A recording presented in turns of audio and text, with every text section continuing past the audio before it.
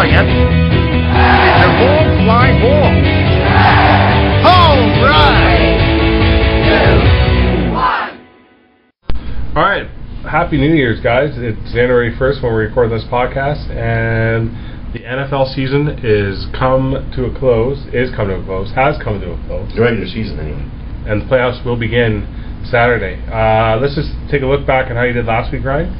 Last week I went 10-6, not great at all. And your final total for the season was? 165.5 wins to 87.5 losses. So pretty good overall, almost double. Yeah.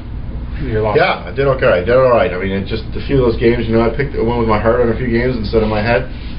And that can get the best of us sometimes. Sometimes, yeah. Well, that's what happens when you cheer for a team.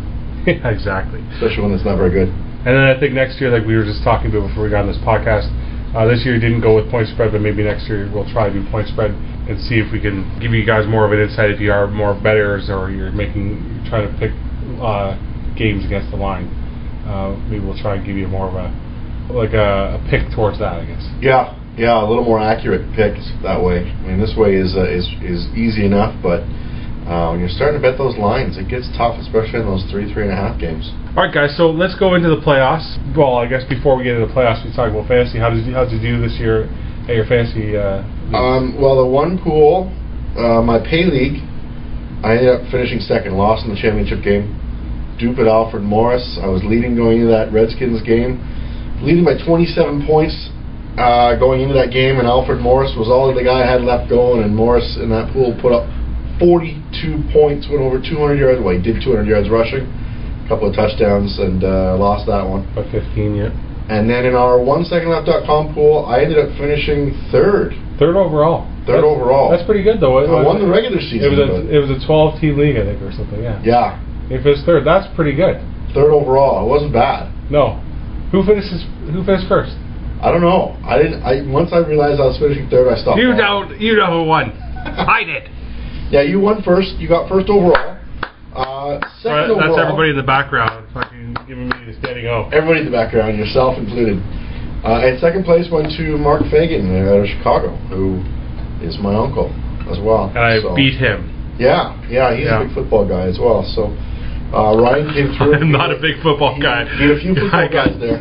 But anyways, because I did so well at fantasy, I'm going to take a stab this week also at making some picks in the postseason, which probably means that don't even listen to what I think because I don't know what I'm talking about. So let's start with the first game. Texans sort of been struggling lately going into the playoffs. Looked like they were going to go for a bye, and all of a sudden they just lost the last couple of weeks. And now they go and play a sort of a red-hot Bengals team, going 10-6 into the Texans' home territory. Texans were 6-0 at home, but lost the last two, so now they're 6-2 at home. The Bengals are 6-2 away. The line is Houston up by 4. Who do you got sort of in this game? And you're not going with the line, of course. We'll just go with how we're doing this year. Right, and I'm going to go with the Texans at home. Like you said, like the two factors that stick out to me, the Texans backed in. Now they didn't back into the playoffs; they were in because their record was so good. But they definitely slowed down coming into the last few weeks. Whereas they're going up against one of those red-hot teams in the Bengals. Quite often, this league, if you come into the playoffs hot, you will go forward. But I'm going to take the Texans. I'm going to go with Bengals. And I don't know why. I basically go with the Bengals. I saw them against the Steelers, and they went into Pittsburgh, and they took them out in a really important game. I think the wide receivers look good. I just think if Texans are sort of, cold right now and the Bengals are hot, that normally leads to good things, I think, in the playoffs. When you have a hot team, they just keep that roll going where a cold team sort of can falter a bit. But it should be a great game no matter what. Playoffs are always great. That game is at 4:30 on Saturday, and it's going to be seen on NBC. Next game on NBC, the game following that, will be the Vikings-Packers. It's sort of a rematch of last week. The Vikings beat the Packers last week in Minnesota. Adrian Peterson obviously once again dominated the game. It was a close one, but in the end, the Vikings took that out and got themselves into the playoffs. Who do they meet in the playoffs? Obviously, the Packers finished the season at 11-5, 7-1 at home. The Vikings aren't so great away from Minnesota. They're only 3-5, and the line looks like it's green by 8. So, who do you got here? I have the Packers. That line is scary to me by 8. I mean, this season, the Vikings have played very well against the Packers. Now, granted, the Packers, this game is at Lambeau. It's an outdoor game. It's in Green Bay. It's going to be cold. Adrian Peterson's had a great year. I don't know what else the Vikings can do. I don't see them beating the Packers again. Not back-to-back, not in the playoffs like this. I got the Packers 7-1 at home this year. It's going to be interesting. I also like the Packers in this one. Just looking at last week's game, it was a really close game. The fact that Adrian Peterson had a great game last week, I think only bodes well for the Packers. And I know that sounds weird, but I think once you play a team last week, you sort of get the tendencies of what the running back sort of does and what the front line is protecting him. I think it gives more of the Packers' game plan to play at home, have the energy from the crowd, and take this game and move on in the playoffs. So I got the Packers as well. So we both got the Packers in that one. Once again, that game can be seen at 8 o'clock on NBC. On Sunday, we got two more great playoff matchups. First game is going to be at 1 o'clock, CBS. We got the Colts, who finished 11-5, surprisingly this year, 4-4 away record, and we got the Baltimore Ravens, who finished 10-6, 6-2 at home. A little beat up, but should be a game that could go back and forth. I think maybe the line is Baltimore by 7, so I guess the odd makers are saying that the Ravens should be a heavy favorite here. I'm not quite sure that should be the case. Yeah, the interesting thing that has happened all year with Baltimore is injuries, and they're still a fairly beaten-up old team going against a fairly young Colts team. Granted, there is still a couple of players on Indianapolis that are holdovers from the Peyton Manning era, which officially ended this year for sure, because Andrew Luck's done so well. I'm going with the Ravens. I'm sorry, I'm going with the Ravens at home. My head says Ravens, my heart says Colts in this one, but I think Baltimore is too much at home. I think they're the more experienced team, even with Reggie Wayne on the other side of the ball, who's won a lot of games with Peyton when he was there. This game is tough for me. I really like the Ravens when they're healthy. Right now, they're not necessarily fully healthy. The Colts, I think, have been a surprise this year, 11-5. I'm not quite sure, but their schedule, if their schedule is a little bit easier, finishing last overall last year. Andrew Luck has been great this year. He's been a real standout, of course. He has better stats than what Flacco has. But if Rice is playing and he seemed to be held out last week because he wanted to make sure he was healthy this week, I think he's the difference in this one, and I think I like Baltimore in this one. So once again, that game's at 1 o'clock on CBS. And then the game following that is 4:30 on Fox. We got the Seahawks, 11-5.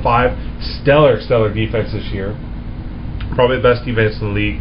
Going into the Washington Redskins, who took out Dallas last week to gain their spot. They're playing at home, 10-6, 5-3 at home, and RG3 doesn't look like he's the sort of RG3 you saw earlier in the year. He looks a little beat up. The line has it at Seattle by 3. Which again is interesting. They have the road team coming into Washington and have them winning by 3 or more.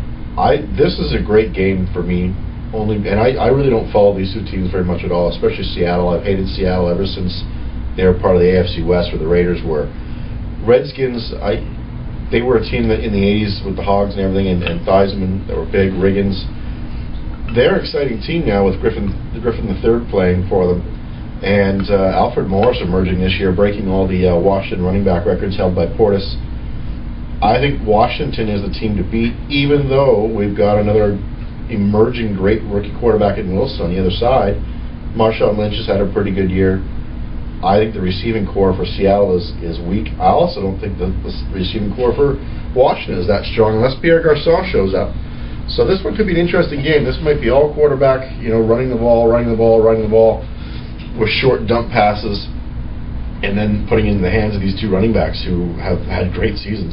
So I've got Washington winning at home. I'm picking all 4 home teams, which usually isn't the way I go. I usually like to pick at least one road team. But I'm going to go with the home teams. I think Washington can pull this one out. If it was in Seattle, it would be hands down. Seattle wins. All right, I'm going to go with Seattle. I really like their defense, even though they're 3-5 away, and therefore they're 8-0 at home. I like Seattle's defense. I think RG3 is a little beat up. I don't think he's got over the knee injury he had from a few weeks ago, and I think that makes a difference. If Seattle's defense shows up, then I think it makes it very difficult on the Redskins in a playoff situation to have a rookie get through it. You never know, rookies can always step up.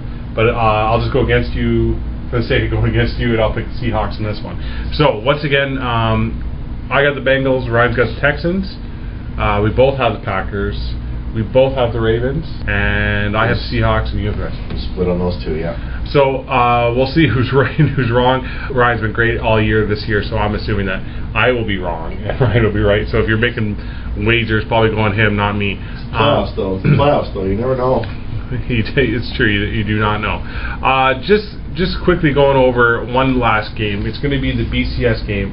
By the time you guys listen to the podcast, we probably won't have a recap of the football, how it went. So let's go over who we see in the BCS national games. Alabama was 12-1 this year, 7-1 in the SEC versus Notre Dame. It's 12-0 this year. Battle of the Titans. We got two great teams here. Notre Dame's got a great defense. Alabama seems to be a pro team. Who do you like? I'm gonna pick Notre Dame only because I like the team. Rudy all the way. Just kidding. I am gonna pick Notre Dame not because of Rudy, but I would rather see Notre Dame win this game. I think it's better for college football if Notre Dame wins. Alabama, though, it's tough. The SEC, which is where Bama is from, is such a tough conference. It's going to be interesting to see how the SEC falls out the next few years, because they're just kicking each other's butt to get to some of these bowl games, and I think maybe it should have been a Bama-Georgia final in this game. Some people say Notre Dame's schedule has not been anywhere near as tough as Alabama and Georgia's, but I am definitely going to pick Notre Dame, even though Alabama may actually be the better team. I want Notre Dame to see. I want to see Notre Dame win this one. I'm definitely picking Alabama in this one. I've seen Notre Dame play. They're a good, fine team. They don't go 12-0 for for nothing. You've got to be a good team to be there. But Alabama just is a horse. They're just unbelievable. I don't see a team stopping them. They lost the game right at the very end to a Texas A&M team that had the Heisman winner playing for them. Past that, they've been dominant all year long. I like Alabama, and I like Alabama to take this game. Well, one thing I will say too is I try to follow college football, U.S. college football, as much as I can.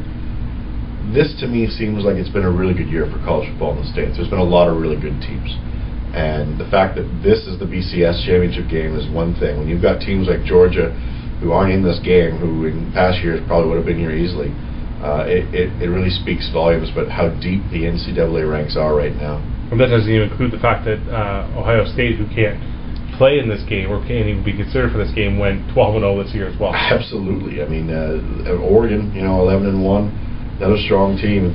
Some of these teams that are out there, you could form a super conference almost and put all these teams in there. And that's why you got to look forward to when the NCAA tournament or the NCAA changes its format and goes to a semifinal game format.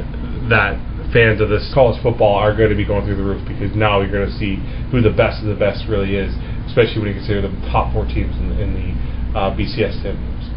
Yeah, it's going to be fantastic. I can't wait, especially with all the realignment too. We'll see how that all shuffles out with all these teams switching conferences here and there. All right, guys, stay with us. We'll be back next week to give you sort of the recap of how these games went and who we like in the upcoming championship games going forward. We hope you liked the podcast this week or up to this point for the regular season. Once again, Ryan went 10-6 last week, 165.5 by 87.5. You can follow Ryan on Twitter at Ardon 1 sec left. And tune in all the time, because we are knowledgeable dudes. And I'm great at fantasy football.